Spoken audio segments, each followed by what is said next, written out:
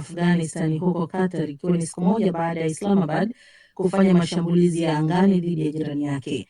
Mashambulizi hayo yamewaua watu 10 na kuvunja makubaliano ya usitishaji mapigano ambayo yalileta utulivu kwa siku 2 katika eneo la mpaka. Waziri wa ulinzi Khawaja Asif na mkuu wa ujasusi Asimu Malik wanaongoza ujumbe wa Pakistani katika mazungumzo hayo. Serikali ya Afghanistan chini ya Taliban nayo imesema ujumbe wa ngazi ya juu wa nchi hiyo ukiongozwa na waziri wa ulinzi Mohamed Yaqub unaelekea Doha tayari kwa mazungumzo. Makubaliano ya masaa 48 ya usitishaji mapigano yalituliza wiki moja ya makabiliano makali ya mpakani ambayo yameua dazeni ya wanajeshi na raia kutoka kila upande. Ni taarifa ya habari za ulimwengu moja kwa moja kutoka DW Bonn. Berlin. Kansela wa Ujerumani Friedrich Merz anakabiliwa na ukosoaji mkubwa kutoka kwa wabunge wa upinzani juu ya matamshi yake ya kufukuzwa kwa wahamiaji yaliyotafsiriwa kuwa ya kibaguzi. Matamshi hayo aliyatoa wakati akijibu swali kuhusu ushawishi wa chama cha siasa kali AfD na juhudi za serikali yake za kurekebisha sera ya uhamiaji. Merz alisema kwamba bado kuna matatizo katika mandhari ya jiji na ndio maana waziri wa mambo ya ndani wa serikali ya shirikisho anatekeleza zoezi la kuwafukuza wahamiaji wengi. Kauli ya mandhari ya jiji imekosolewa vikali kwa kuonekana kama ya kibaguzi, ikitafsiriwa kuwa maeneo ya mijini ambayo yana wakazi wa tamaduni mbalimbali kuliko vijijini yanapaswa kulengwa katika kuwafukuza wahamiaji. Katika barua iliyoandikwa kwa Merz na wanasiasa kadhaa kutoka chama cha upinzani cha Kijani, wamemtaka aombe radhi hadharani kwa kauli walizoziita za ubaguzi wa rangi. Na hatimaye ni Abidjan. Mamlaka nchini Ivory Coast zimetangaza marufuku ya miezi 2 kwa mikutano ya kisiasa na maandamano wiki moja kabla ya uchaguzi wa rais. Tangazo hilo lililotolewa Ijumaa jioni na Wizara ya Mambo ya Ndani na Ulinzi linavihusu vyama vyote vya kisiasa kasoro tu wagombea 5 walioidhinishwa rasmi kwenye uchaguzi wa Oktoba 25. Kumekuwa na ongezeko la mvutano kufuatia kuondolewa kwa wanasiasa vigogo Laurent Gbagbo na Tidjane Thiam kushiriki uchaguzi.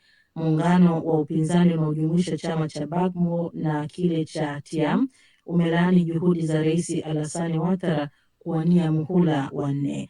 Mamia ya watu waliandamana mwishoni mwa juma lililopita mjini Abidjan, huku vikosi vya usalama vikitawanya umati. Vurugu zimeripotiwa katika mikoa chungu nzima, ikiwa ni pamoja na kuzuia barabara na shule. Mwisho wa habari za ulimwengu kutoka DW.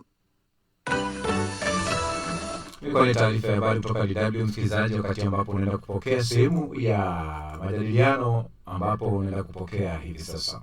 Ya miaka 2 ya vita, hatimaye wakazi wa Gaza wanarejea taratibu kwenye makazi yao, wakikutana na vifusi na majengo yaliyoporomoka na kuharibiwa vibaya na mashambulizi ya Israel, lakini wakiwa wamejawa na matumaini ya kuanza upya. Kwenye ukanda wa Gaza, makubaliano ya kusitisha vita yameleta ahueni, lakini eneo hilo la Wapalestina linakabiliwa hivi sasa na mzozo mkubwa wa kibinadamu baada ya sehemu kubwa kusambaratishwa kwa vita.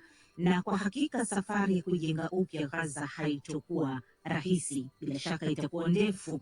Rais wa Marekani Donald Trump akisifiwa kuwa mchora ramani nzima iliyofanikisha mpango wa vipengee 20 wa kufikiwa hatimaye amani katika vita hivyo kati ya kundi la Hamas na Israel.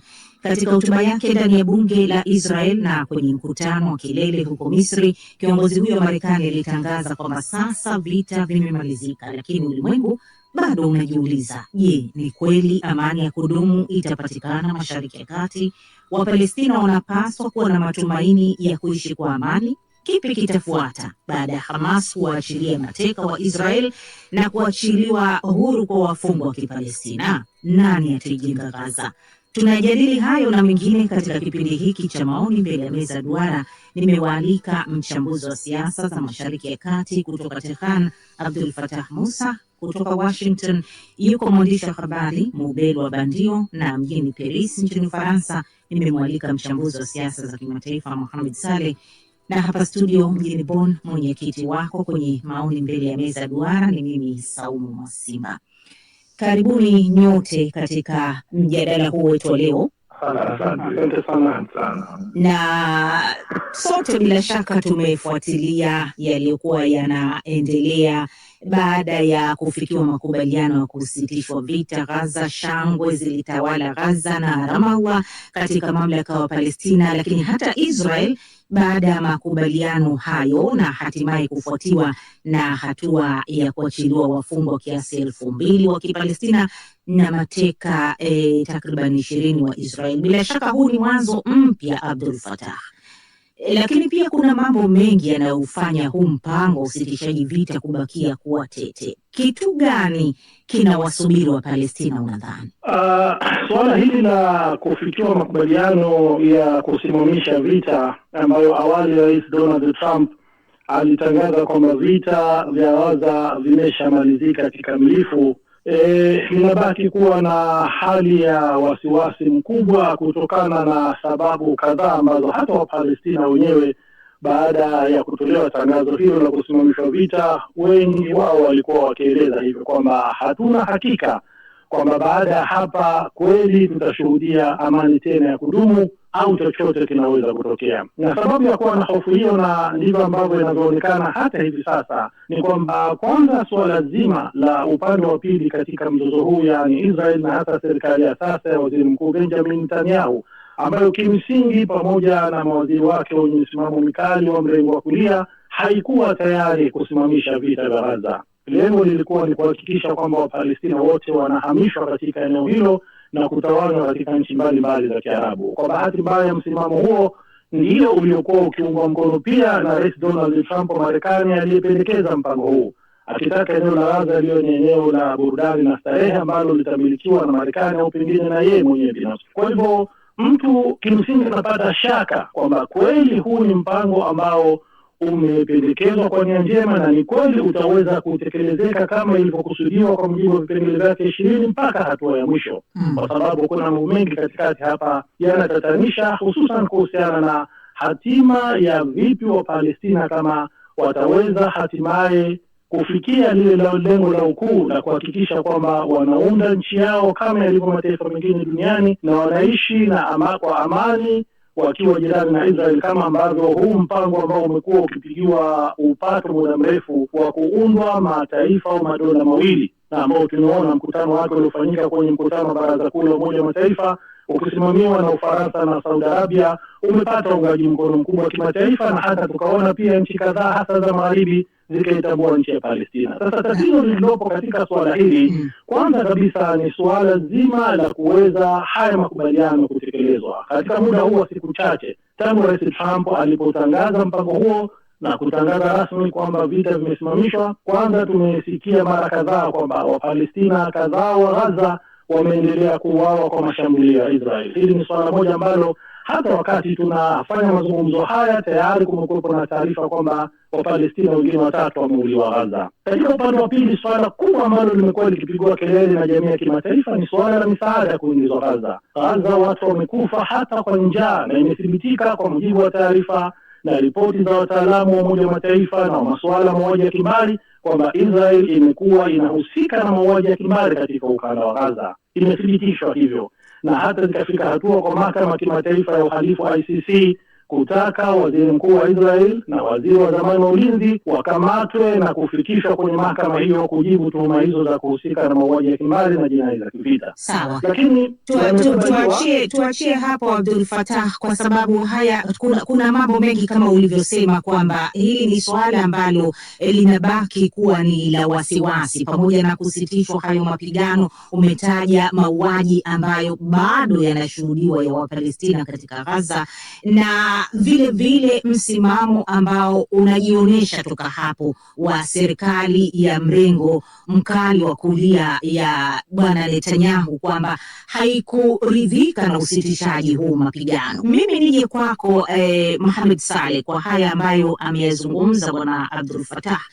Sijui kwa mtazamo wako, pamoja na haya yote yanayoendelea, tunaweza kusema sasa kuna uhakika amani itarejea na vita kati ya Israel na Palestina vimesitishwa kabisa hivi sasa na pengine hata kumalizika kabisa baadaye pengine? Mimi na msimamo wangu ni karibu sawa na Abdul Fattah, kwa sababu hali mpaka sasa hivi ni tete, na utaona kwamba Israel bado inamiliki au inahodhi zile nyenzo zote ambazo za kuweza kuidinya Palestina. Kwa hivyo, na hata hivi jana tumeona akisema kwamba kutokana na kwamba wale maiti hawajawasilishwa wote ambao wanatakiwa, wameanza kuwatia hofu wa Palestina kwamba wanaweza kuanzisha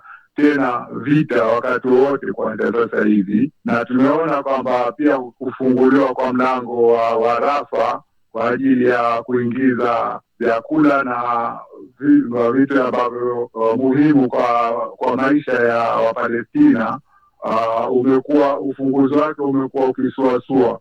Kwa hivyo ninavyoona mimi bado swala ni tete, na wala siamini kama vita vimekwisha. Naona vinaweza vikaripuka wakati wowote tu. Lakini Israel bila shaka, Bwana Mohamed Saleh, imeacha kufanya mashambulizi Gaza ya toka siku ya kwanza ilipofikiwa makubaliano haya.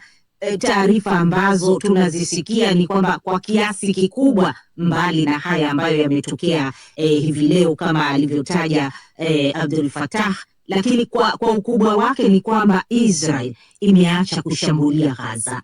Lakini vile vile lazima tukumbushe kwamba bado jeshi lake linaendelea kudhibiti takriban nusu ya Gaza, na inafahamishwa kwamba itaendelea kushikilia maeneo hayo mpaka Hamas itakapotekeleza masharti mengine yaliyoorodheshwa kwenye huo mpango wa amani.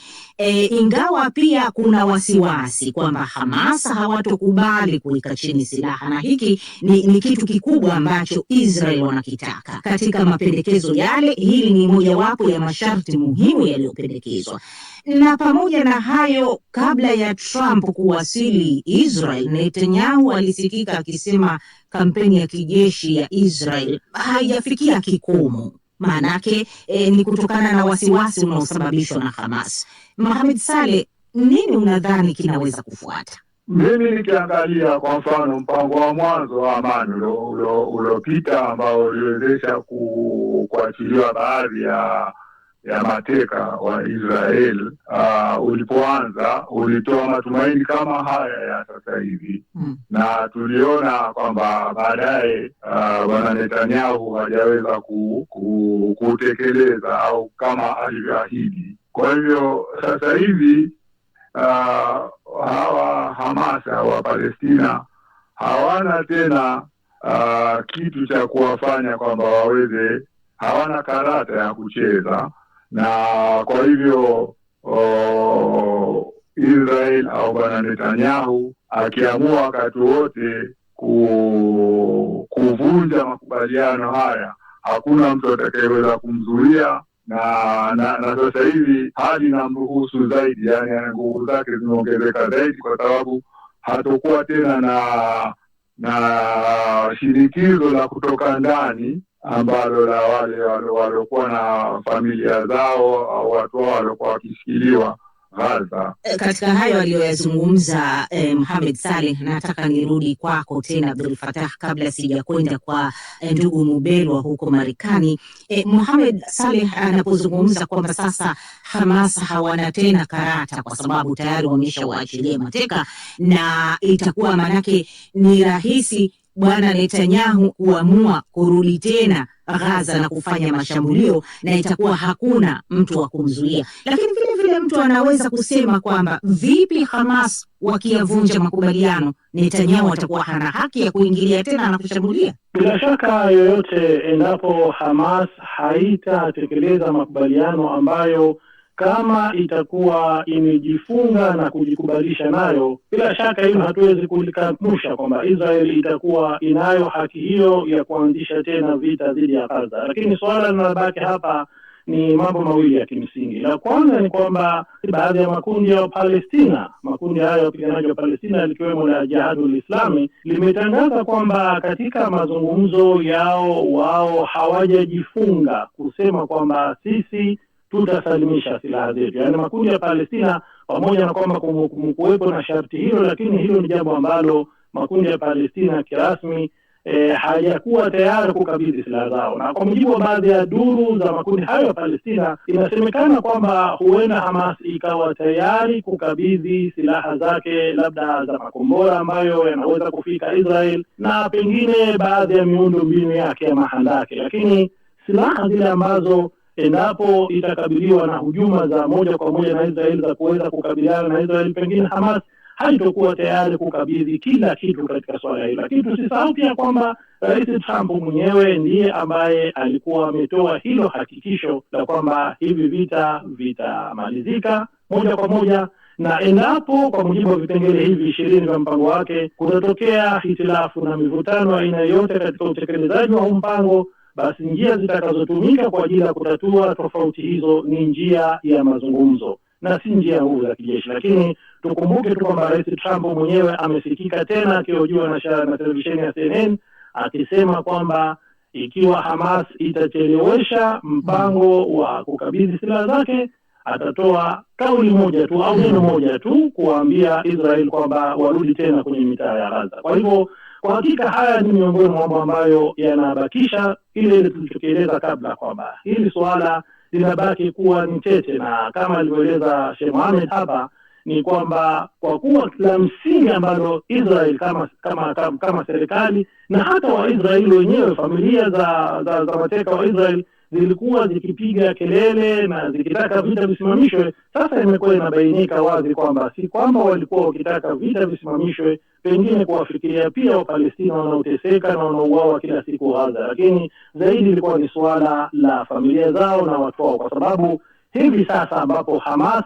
imeshindwa kuweza kukabidhi maiti zilizobaki kwa haraka, jambo ambalo linajulikana kwamba ni vigumu kuweza kulitekeleza kwa muda mfupi wa siku kadhaa, wiki au hata miezi, kutokana na kifusi kisichopungua tani milioni 200 ambacho kimesambaa katika eneo la Gaza kutokana na mashambulio ya Israel, na hata kuna maiti za Wapalestina zaidi ya 10,000 ambazo zimekwama kwenye vifusi hivyo. Si jambo rahisi, lakini sasa wanasema kwamba kwa kuwa Hamas inachelewesha kukabidhi maiti hizo zilizosalia, kwa hivyo wanataka Israel ichukue hatua kijeshi kuvamia tena Gaza. Sawa. Trump, ndugu Mubelwa, amefanikiwa kufanya ambayo kwa hakika kabisa wameshindwa kuyafanya Biden, Umoja wa Mataifa, Umoja wa Ulaya, mataifa ya Kiarabu.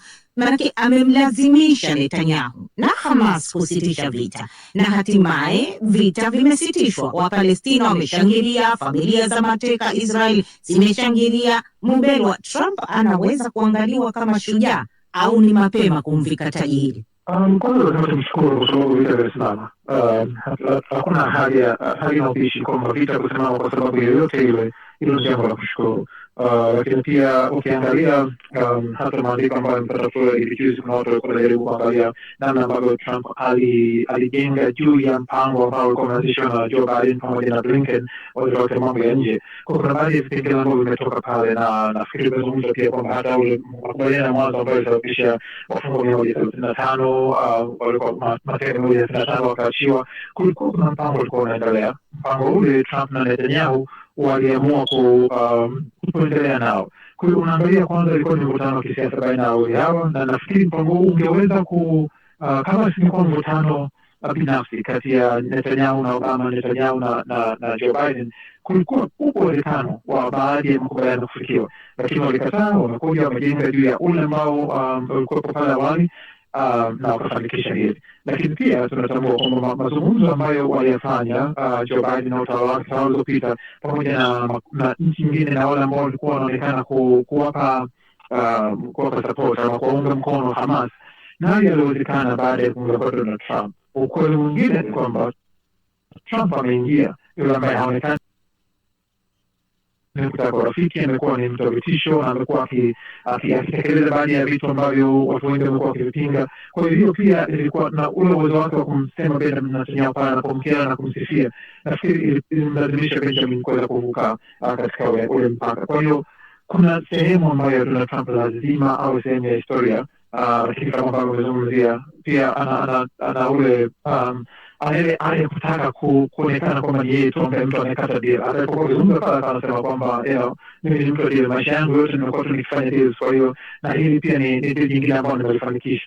Ingawa pale pale atasema kwamba hiki ni kitu ambacho mataifa mengi yamefanyia kazi, mamilioni ya watu wamekiombea. Kwa hiyo kuna ule mchanganyiko, hata yeye mwenyewe serikali anatambua kwamba nafasi yake ni ipi hasa katika hili. Anashukuriwa kwa kuweza kumshawishi Netanyahu kufikia hapo, lakini kama tulivyozungumzia, sasa tunazungumzia usitishwaji wa mapigano ambao ni hatua muhimu sana kwenda kukamilisha zile hatua 20 na kupata amani ya kudumu.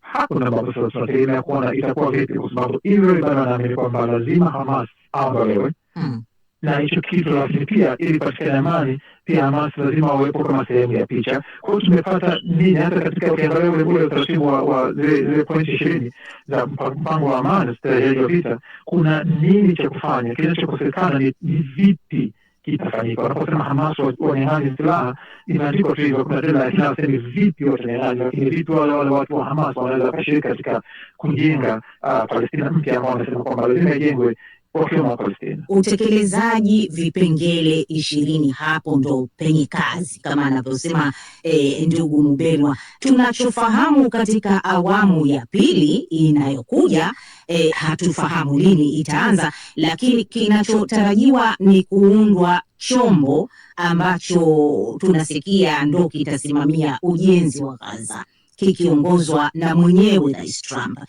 Hili linakubaliwa na Hamas, lakini kwa upande mwingine Hamas wameshasema hawatokubali chombo hicho kusimamia uongozi wa Gaza. Nije kwako Mohamed Saleh, unapotazama haya maelezo yote na ufafanuzi unaotolewa ambao kwa hakika hautoi moja kwa moja maelezo ni namna gani hali itaweza kuwa katika maeneo ya Gaza, Wapalestina wanaweza kuwa na imani na makubaliano haya amani unadhani?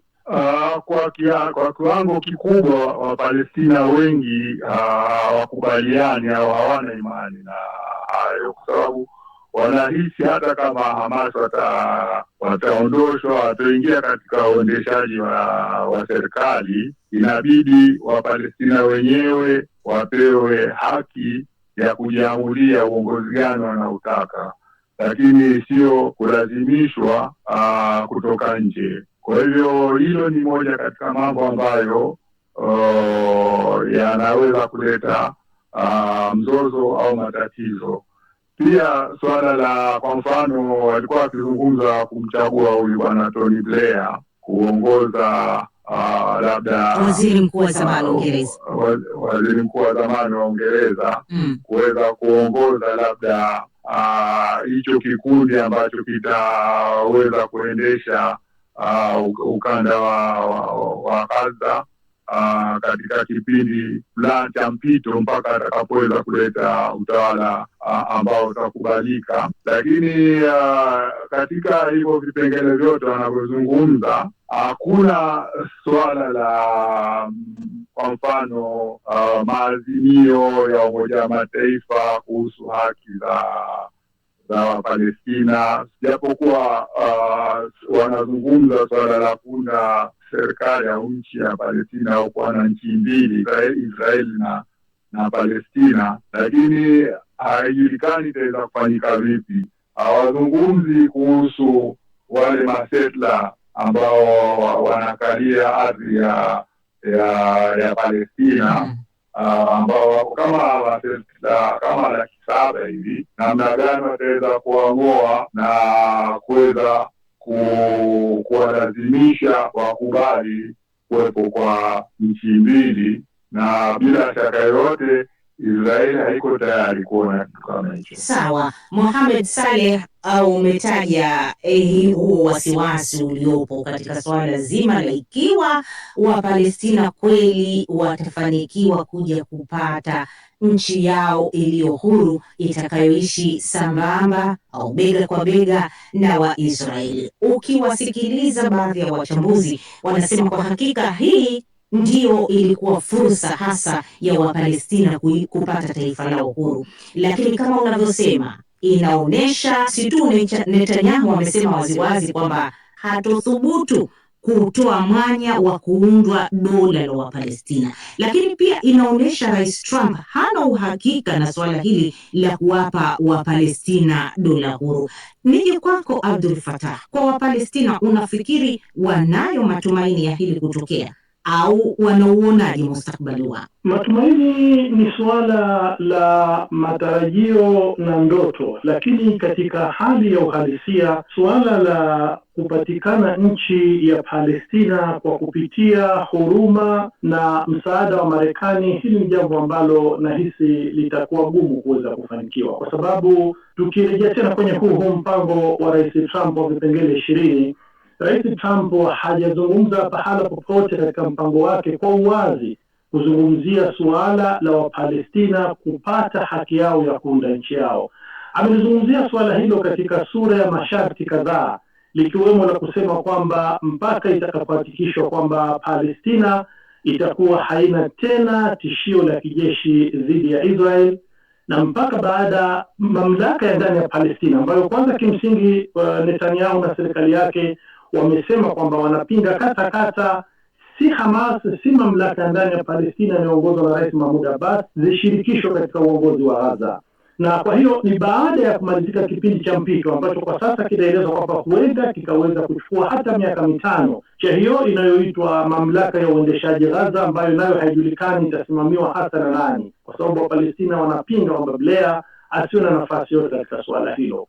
Sasa baada ya kipindi hicho cha mpito, Rais Trump katika maelezo yake anasema endapo mamlaka ya ndani ya Palestina itakavyokuja kurejeshwa baada ya kipindi hicho, itafanya mageuzi yanayotakiwa. Na katika mageuzi tunaambiwa kwamba mpaka mfumo wa masomo ya Palestina yabadilishwe kuhakikisha kwamba ndani yake hamuna mambo na mafunzo yanaonyesha kujenga chuki dhidi ya Israel na dhidi ya Wayahudi. Na baada ya hatua hiyo, endapo Israeli itajiridhisha, hapo ndipo Israeli na Wapalestina zinaweza zikakaa kufanya mazungumzo juu ya swala la kuondoa nchi ya Palestina. Yaani tunarudi kwenye ule mchakato wa miaka 90 tangu yalipoanza kuanzishwa mazungumzo ya Madrid mpaka kaja makubaliano ya Oslo na mengine yaliyofuatia, ambapo linapokuja suala la kufanyika mazungumzo, Israeli ni kwamba inakataa, au hata kama inajikubalisha jambo, inapofika katika utekelezaji haifanyi chochote. Kwa hivyo suala hapa ni kwamba ukiangalia katika uhalisia huu mpango wa Rais Trump, kama wanavyosema wachambuzi wengine, kwa hakika ni mpango wa kikoloni ambao hauna nia ya dhati ya kuhakikisha kwamba Wapalestina wanapata nchi yao. Na kama alivyowahi kuashiria Mohamed Saleh hapa, ni kwamba katika mpango huu yale maazimio ya wazi kabisa ya Umoja wa Mataifa yanayozungumzia haki ya Wapalestina kuwa na nchi yao, yale maamuzi ya mahakama za kimataifa au mahakama ya kimataifa ya haki ya ICJ iliyoeleza wazi kwamba Israel inapaswa iondoke katika maeneo ya Palestina yanayoyakalia kwa mabavu hadi ifikapo mwishoni mwa mwaka huu, hayo yote hayatoji pahala popote, na swala hili linabakia kama ni swala ambalo Wapalestina wafanyiwe huruma. Tena ni huruma ambayo ni baada ya ridhaa ya Israel ambayo imeshatangaza rasmi kwamba haitaruhusu kuwepo kwa nchi ya Palestina. Kwa hivyo suala la Wapalestina kwamba kweli wanaweza kuwa na nchi yao kwa huu mpango wa Rais Trump au kwa njia hizi zinazotumika sasa, mimi nahisi kiuhalisia ni jambo ambalo liko mbali kabisa kuweza kufanikiwa. Mubelwa, umeyasikia hayo aliyoyazungumza Bwana Abdul Fattah. Mpango huu wa Trump wa vipengee 20 unapoutazama kwa muktadha wa Wapalestina kupata taifa lao huru ni wa kikoloni, lakini kitu ambacho watu wanakubaliana nacho ni kwamba mpango huu alau umeondoa vile vishindo vya makombora, havisikiki tena katika Gaza, utulivu umerejea. Lakini ukitazama Gaza iko katika hali mbaya kabisa. Wapalestina hawana uhakika wa kitakachotokea wiki au miezi kadhaa ijayo. Ni kwamba wako kwenye wasiwasi, na inavyoonyesha mpaka sasa sio Umoja wa Mataifa wala mataifa ya Kiarabu wanaoweza kuhakikishia usalama au kitu chochote wa Palestina, bali Trump mwenyewe, rais wa Marekani. Mubelwa, wa Palestina wanaweza kumwamini kwenye azma yao ya kutaka kuwa na amani ya kudumu, na kwa muda gani pengine unafikiri? Jibu la haraka, jibu la hakika ni hapana. Kama alivyozungumza pale kwamba ukweli ni kwamba alichofanya Trump sasa hivi ni faida. Nitatoa mfano tu ambao pengine unaweza kurelate na watu wengi. Inapotokea ajali, wanapofika pale, kitu cha kwanza mnaanza kuwatoa majeruhi na pengine kwanza kuokoa na kufanya kila kitu. baada ya kuondoka kila kitu, uchunguzi unapoanza ndio unaanza kufikiria hivi ni nani alisababisha ajali, zitakiwa itokee, nani mwenye makosa na mambo kama hayo, na maisha yanaendelea. Sasa hivi tu katika ile hatua tulikuwa ni kama vile tuko kwenye ajali sasa. Kwa hiyo tunaondoa watu na kutafuta namna kuwaweka na kuwapatia matibabu na kila kitu. Changamoto iliyopo ni kwamba Marekani, na pengine sio Trump, lakini Marekani, pengine utawala wa Marekani mara zote umekuwa ukiamini kwamba demokrasia unaweza ukai-import, yaani unaweza ukaingiza demokrasia yako kwenye nchi nyingine, na kila mtu mwingine anaweza akajifunza kutoka kwenu, hata kama mna tamaduni tofauti, mna mifumo tofauti ya maisha, mna elimu tofauti na mambo kama hayo. Kwa hiyo ukiangalia jinsi ambavyo hii inaelezwa, bado inaonyesha kwamba tutawapatia amani iwapo mtafanya hivi na hivi, tutawafikiria kuhusu nchi yao ambayo ni yao tayari, licha ya kwamba wao wamechochea. Kwa hiyo Wapalestina kuamini kwamba Trump anaweza kuwapatia nchi na amani ya kudumu, nafikiri tutakuwa ni kosa. Tunashukuru tu kwamba sasa hivi makombora yametua. Sasa hivi tuanze kuangalia kwamba haki iko wapi, utaratibu uko vipi. Ni leo tunasema kwamba inawezekana leo ni bora kuliko jana, lakini ukichunguza unaweza kugundua kwamba labda jana itakiwa kuwa bora kuliko itakapokuwa kesho kutwa. Kwa hiyo wakati watu waanze kufikiria kwamba haki ziko wapi, haki ziko vipi, utaratibu uko vipi, na sidhani kama wataweza kuipata nchi na amani ya kudumu iwapo watakuwa wanategemea neema ama msaada wa kutoka Marekani. Ile ni nchi yao, na nafikiri ni utaratibu tu ambao unatakiwa uwepo ili waweze kuipata, lakini si kupewa kama zawadi na nchi ya Marekani. Na Abdul Fattah, vita hivi inaonyesha kwa sehemu ulikuwa ni mkakati ambao ulimsaidia Waziri Mkuu Netanyahu kuzima kelele za kisiasa na kishindo cha kumwandama kuhusu kesi za rushwa ndani ya nchi yake, na hili limetafsiriwa hivyo hasa baada ya Rais Donald Trump alipohutubia bunge la Knesset wiki hii kumtolea mwito Rais wa Israel Isaac Herzog kumpa msamaha Netanyahu. Unautazama vipi mustakabali wa kisiasa wa Waziri Mkuu Netanyahu nchini Israel? Ataweza kubakia madarakani? Kwa hakika kila mtu anajua kwamba kama ulivyoeleza, Netanyahu amekuwa akivitumia vita kama ni ngao yake ya kumwezesha kuendelea kubaki madarakani na kuweza kuhepa kesi kadhaa zinazomkabili za ufisadi, lakini pia tusisahau pia na kesi inayomsubiri katika mahakama ya kimataifa ya uhalifu ya kutumiwa kuhusika na mauaji ya kimbari na jinai dhidi ya binadamu au jinai za kivita katika ukanda wa Gaza. Kusema kwamba endapo vita hivi vitamalizika moja kwa moja na baada ya hapo hali ikawa ni shwari, kwamba upi utakuwa mustakabali wa Netanyahu, dalili zote zinaonyesha kwamba Netanyahu hatakuwa na mustakabali wa kisiasa katika siasa za Israel, kwa sababu tumeona ishara kadhaa, ikiwemo baada ya kutangazwa msimamo wa kusimamisha vita, wakati Steve Witkoff, mwakilishi wa Rais Trump, alipokwenda kuhutubia familia za wa Israel ambao jamaa zao walikuwa wakishikiliwa mateka Gaza, kila alipokuwa akimtangaza Netanyahu ni kwamba Waisraeli walikuwa wakimzomea Netanyahu, na hata mabango ambayo walichukua Waisraeli yalikuwa yote yakionyesha kwamba wakimshukuru Rais Trump, yani wakiamini kwa dhati kwamba zoezi hili la kufanikisha kuachiwa huru jamaa zao na maiti za wapendwa wao, haya yametokana na uamuzi na nguvu za Rais Trump na si ridhaa na matakwa ya Netanyahu, ambaye anajulikana kwamba hata ameweza kupelekea mateka wengine kadhaa kuuawa kutokana na mashambulio ya jeshi la Israeli. Hata mateka wa Israeli kadhaa walioachiwa huru, wakiwemo wale askari wa kijeshi, wakiwemo na wanawake, wakatangaza wazi wazi kwamba walikuwa wao wakiandamwa na mashambulio ya jeshi la Israel na ni wapiganaji wa Hamas ndio ambao walikuwa wakiwasaidia kuweza kuwahifadhi na kuepusha kuweza wasiuawe kutokana na mashambulio yale. Kwa hivyo ndani ya Israel kwenyewe inavyoonekana kwamba Netanyahu amepoteza umaarufu, na tukumbuke pia kwamba hata Rais Trump mwenyewe, yeye Netanyahu binafsi alitangaza hadharani kwamba Israel inaingia katika hali ya kutengwa kimataifa, na Rais Trump pia akasema kwamba kama sikusimamisha hivi vita, Israel imekuwa katika hali mbaya sana ya kutengwa kimataifa. Kwa hivyo tunaona kwamba hata mpango wa Rais Trump kama tulivyotangulia kusema kwamba si mpango ambao umekuwa ni wa kuwahurumia wa Palestina. Tusisahau kwamba alipokuwa akihutubia bunge la Israel Knesset,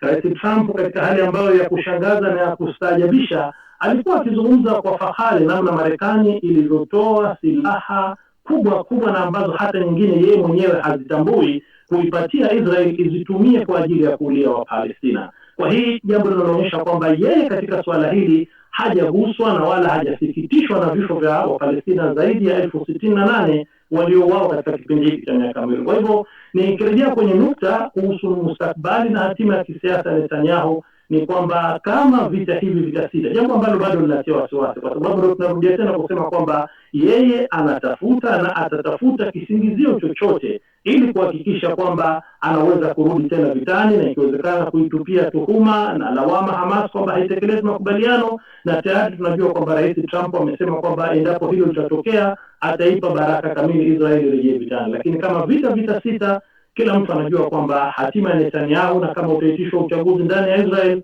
uwezekano mkubwa ni kwamba ataporomoka kisiasa na si hasha kesi zinazomkabili baadaye zikamfikisha kwenye hatima mbaya. Mohamed Saleh, wewe unalitazama vipi swala hilo? Je, kwako wewe pia unahisi unaweza ukawa ni mwisho wa Netanyahu, au pengine atatafuta visingizio na kuanzisha tena vita ahalalishe kubakia kwake au kuendelea kwake kuwepo madarakani nchini Israeli? Bila shaka yoyote, kukiwa na amani itakuwa ni mwisho wa siasa wa bwana Netanyahu. Vita ambavyo amekuwa anaendesha huko Gaza, kama ni Trump ambaye alikuwa anaweza kusimamisha, kwa nini hajasimamisha kabla? Manake sababu kilichotokea hivi sasa kingeweza kutokea kabla, na wale mateka wakaweza kuachiliwa na kupatikana hii amani ambayo tulionayo sasa hivi, japo kwa ni amani tete. Kwa hivyo watu wawili ukitizama, na Trump na Netanyahu, ni watu ambao si wa kuaminika, kwa sababu ni watu ambao viogeo wanaweza kubadilika wakati wowote. Kwa hivyo Netanyahu labda ikiwa atapewa msamaha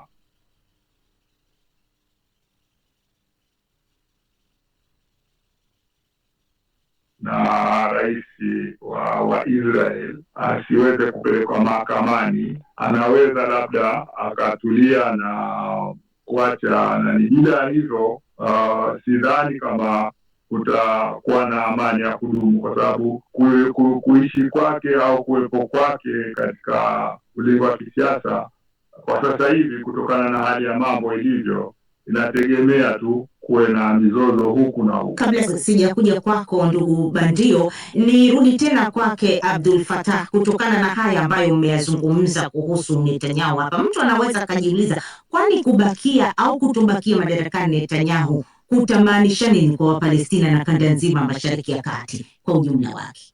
Kwa ujumla wake, kama ambavyo ilivyo Marekani, tunajua kwamba Marekani ni nchi au dola ambalo lina sera zake kuu na za msingi ambazo zinazofuatwa, lakini bado nafasi ya rais anayechaguliwa madarakani anakuwa na nafasi yake maalum katika namna anavyotekeleza sera hizo. Kila mtu anajua, kwa mfano katika kadhia ya Palestina, marais wote waliopita wa Marekani wamekuwa wakiunga mkono Israel, lakini yale ambayo rais Trump ameyafanya kuhusiana na Israel katika kadhia ya Palestina, kwa mfano amechukua hatua ambayo hata maazimio ya Umoja wa Mataifa imeyapinga, kwamba kutambua miinuko ya Golani ya Syria kwamba ni ardhi zinazokaliwa kwa mabavu. Yeye ametambua rasmi kwamba ile ni ardhi halali ya Israel. Inajulikana kwa mujibu wa maazimio ya Umoja wa Mataifa kwamba mji wa Jerusalem upande wake wa magharibi ndio unapaswa kuwa mji mkuu wa Israel, na Jerusalem mashariki au Baitul Muqaddas inapasa uwe ndio mji mkuu wa Palestina pale itakapoundwa nchi ya Palestina. Rais Trump akiwa ni rais pekee wa Marekani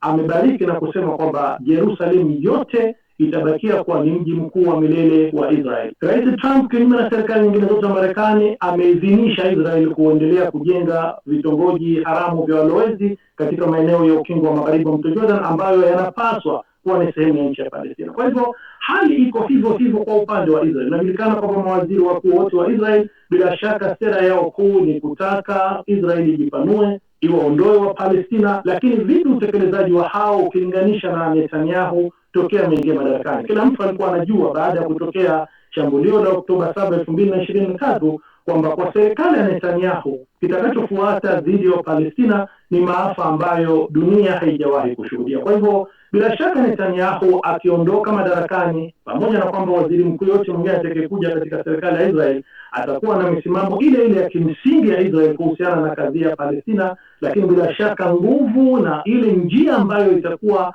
anatekeleza maamuzi hayo na misimamo hiyo, au hata kuweza pengine kulainisha misimamo yake, kama ambavyo serikali zilizopita nyuma baadhi yao zilikubali kukaa kitako na Wapalestina kwenye meza ya mazungumzo tokea zama za chama cha ukombozi wa Palestina PLO chini ya uongozi wa hayati Yasser Arafat na viongozi waliofuatia, na wakakubali japo kidhahiri kuweza kutoa baadhi ya fursa na upendeleo kwa Palestina. Hicho ni kitu ambacho kila mtu anajua kwamba Netanyahu hawezi kuwa tayari kwa namna yote kuifanya hilo, na sababu ameeleza yeye mwenyewe wazi wazi kwamba ana imani ya kiitikadi na kidini na kihistoria kwamba lazima asimamie kuwepo kwa Israel kubwa ambayo haipatikani isipokuwa kwa kupora ardhi za mataifa ya Kiarabu yaliyozunguka Israeli. Abdul Fattah aligusia kuhusiana na waranti huu wa mahakama ya kimataifa ya ICC dhidi ya bwana Netanyahu, na hasa wakati akizungumzia mustakbali wa kisiasa wa waziri mkuu huyo wa Israel. Bwana Mubelwa, katika kuyatazama haya yote na kuangalia huu waranti wa mahakama ya kimataifa dhidi ya Netanyahu wa mwaka 2024 akituhumiwa kuendesha uhalifu wa kivita na uhalifu dhidi ya ubinadamu, waranti huu ni sehemu, tukumbuke, ya uchunguzi wa mahakama hiyo kuhusu vita vya Palestina. Bandio, unapotazama namna alivyoporomoka umaarufu bwana Netanyahu kama tulivyosikia katika maelezo hapa, na namna tulivyoona pia wakati wa Israeli wenyewe wanapolisikia jina la bwana Netanyahu, wewe unadhani ICC itakuwa na ubavu wa kuendelea na uchunguzi huu pamoja na yote? Sidhani kama ina ubavu. Inaweza kuwa na uchunguzi, lakini itakuwa na uwezo wa kuweza kumkamata, kwa sababu wanaendelea na uchunguzi katika mbalimbali, wametoa maamuzi kuhusu watu mbalimbali, swali kwamba je, wataweza kuwakamata. Ukumbuke pia hata serikali ya Marekani iliwatuhumu na hata kunafikiri kuwawekea masharti na vikwazo baadhi ya majaji kutokana na hilo. Kwa hiyo ukiangalia hapa ni kwamba bado tunarudi pale pale kwamba Israel anawezeshwa sana katika maovu anayofanya, na ni kama vile anaweza kaukimbia hata mkono wa sheria za kimataifa kutokana tu na mkuungwaji mkono wapata kutoka kwa Marekani. Lakini ni kwa nini? Kuna vingi ambavyo wanafanana. Ukiangalia Donald Trump sasa hivi, sio tu katika swala la maarufu, lakini unaweza ukaona kwamba hata haya masuala ya vita yanavyoendelea huko nje ni kujaribu kupunguza kashfa na mambo ambayo yanaendelea hapa nchini Marekani. Anachokifanya Netanyahu ndicho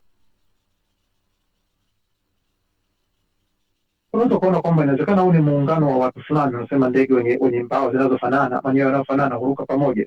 Hao wana mission ambayo inafanana, na kwa hakika naamini wataendelea kusaidiana, kwa sababu kinachoonekana ni kwamba kila ambacho sasa hivi anatumia Netanyahu kwa hakika anaweza pia akaja akatumia Donald Trump katika namna nyingine. Kwa hiyo wameikataa ICC na wataendelea kulingana, na inaweza ikachunguza, inaweza ikatoa hati ya kukamatwa kwake, lakini sidhani kama hilo litatokea, kwa sababu wakijaribu kumwepusha kufanyika hilo kadri wawezavyo. Ni kipindi cha maoni, tunafikia mwisho katika mjadala huu. Alikuweko kutoka Tehran huko Abdul Fattah Musa, ni mchambuzi wa siasa za Mashariki ya Kati, lakini kutoka huko Washington alikuweko hapa Mubelwa Bandio. Alikuweko kama ulivyomsikia Mohamed Saleh, mchambuzi wa siasa za kimataifa akiwa huko Paris, Ufaransa. Mimi ni Saumu Mwasimba niliyeuendesha mjadala huu. Shukrani sana na hadi mara nyingine.